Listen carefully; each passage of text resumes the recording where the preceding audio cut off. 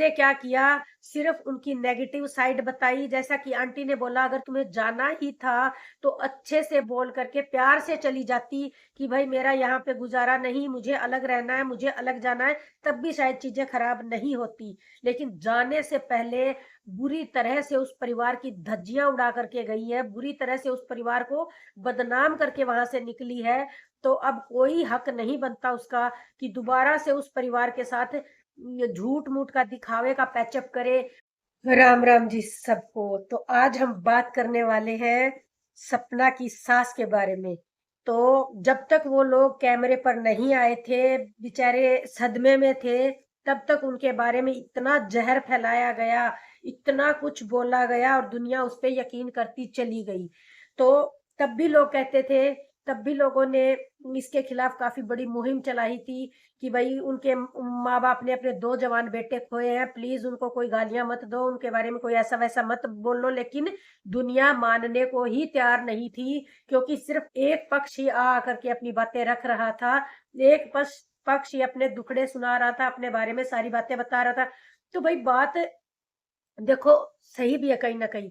वो लड़की प्रताड़ित भी हुई थी, उसके साथ सब कुछ हुआ था, लेकिन कहीं ना कहीं उस परिवार ने उसका साथ भी दिया था, उसको बेटी की तरह रखते थे और उसकी सारी इच्छा पूरी करते थे। जैसे आंटी ने आकर के खुलासा किया कि 1 साल भी नहीं हुआ था बेटे को गुजरे हुए, तो उन्होंने दूसरे बेटे के साथ शादी कर दी इसकी, क्योंकि वो बार बार बेहोश होती रहती थी। तो इसलिए हमने दूसरे बेटे की शादी इसके साथ कर दी कि बेटी हमारी जो पोती है हमारे घर में ही रह जाए, घर से बाहर ना जाए, और हम भी अपनी पोती के साथ अपना टाइम पास कर लेंगे, अपनी जिंदगी गुजार लेंगे। लेकिन ऐसा हुआ नहीं।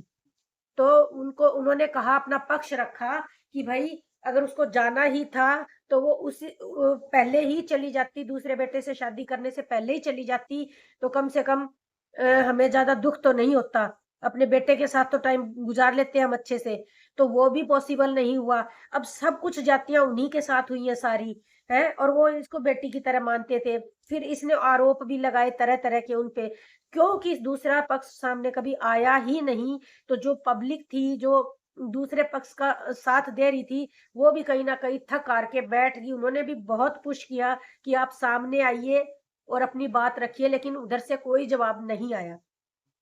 तो इसने क्या किया, सिर्फ उनकी नेगेटिव साइड बताई। जैसा कि आंटी ने बोला, अगर तुम्हें जाना ही था तो अच्छे से बोल करके प्यार से चली जाती कि भाई मेरा यहाँ पे गुजारा नहीं, मुझे अलग रहना है, मुझे अलग जाना है, तब भी शायद चीजें खराब नहीं होती। लेकिन जाने से पहले बुरी तरह से उस परिवार की धज्जियां उड़ा करके गई है, बुरी तरह से उस परिवार को बदनाम करके वहां से निकली है। तो अब कोई हक नहीं बनता उसका कि दोबारा से उस परिवार के साथ ये झूठ मूठ का दिखावे का पैचअप करे और पब्लिक को फिर से उल्लू बनाना शुरू करे। तो जो पब्लिक है वो खुद ही कंफ्यूज है कि कल तक जो लोग उसका साथ दे रहे थे, उनको समझ ही नहीं आता कि जिन्होंने भर भर के गालियां दी है दूसरे पक्ष को, अब वो लोग क्या बोले। अब ये कह रही है कि मेरी तो बहुत अच्छे से बातें हो रही है, बड़े प्यार से बातें हो रही है, बच्चों से बातें करवा रही हूँ, दादा दादी से बात करवा रही हूँ, सब अच्छे से चल रहा है। तो भाई पब्लिक को पुश करके गालियां क्यों दिलवाई गई उन माँ बाप को, जिन्होंने अपने 2 जवान बेटे खो दिए थे। तो पब्लिक को तू एक बार भी ये नहीं बोलती कि भाई मेरे बूढ़े सास ससुर है, प्लीज उनको कोई गालियां मत दो, वो मेरा ही परिवार है, उनको कुछ भी कहने की जरूरत नहीं। कभी सुना आपने ऐसा? और अब कह रही है मेरी अंशु से भी बहुत अच्छे से बातचीत होती है, पापा जी ने बोला जो हमारी अंशु को देखना नहीं चाहता तो हमारा भी वो कुछ नहीं लगता।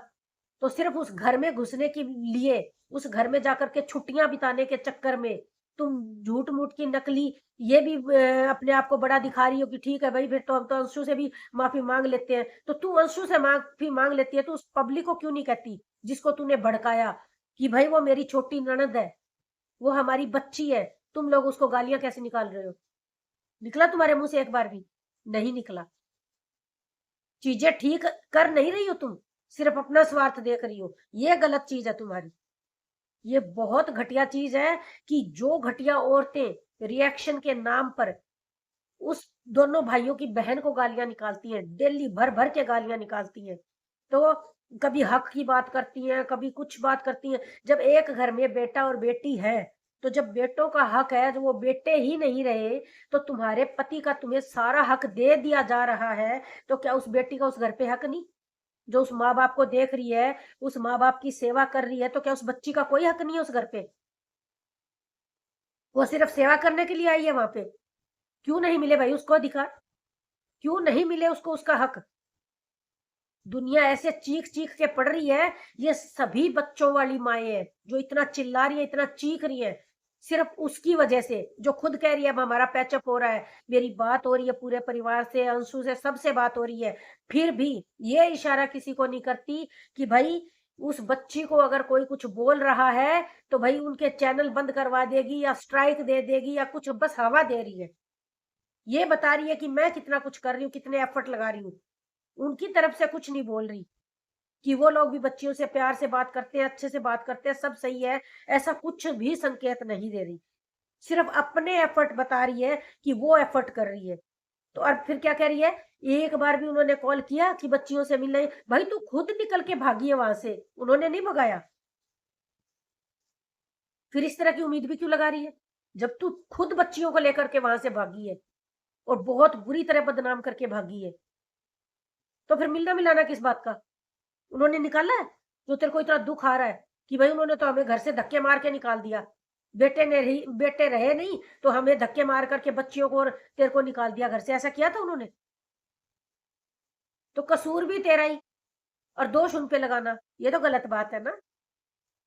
तो अगर तूने सच्चे दिल से माफी मांगनी है तो पब्लिक से माफी मांग, जिस पब्लिक को गुमराह किया, जो पब्लिक आज तक उन बूढ़े माँ बाप के पीछे पड़ी है, गालियां निकाल रही है, उन पब्लिक से माफी मांग कि ऐसा कुछ नहीं है, उन्होंने तुम्हें नहीं निकाला घर से धक्के मार करके, उनमें से किसी का भी कोई बुरा व्यवहार नहीं था, जिनको तू आज लोग लोग कर रही है, असल में तो तू लोगों के साथ रहती है, उनके परिवार की बच्चियों को लेकर के तू लोगों के साथ रहती है।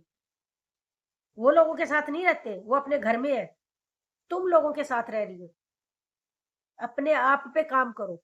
और जो पब्लिक कुत्तों की तरह तेरे सास ससुर के पीछे पड़ी है ना, उस पब्लिक के साथ जाके माफी मांग, उनको जो तूने गुमराह किया उस पब्लिक से जाकर माफी मांग कि हमारे रिश्ते बहुत अच्छे हैं और तुम कुत्तों की तरह मत पड़ो मेरे सास ससुर पे, तब जाके चीजें ठीक होंगी, ऐसे नहीं होंगी।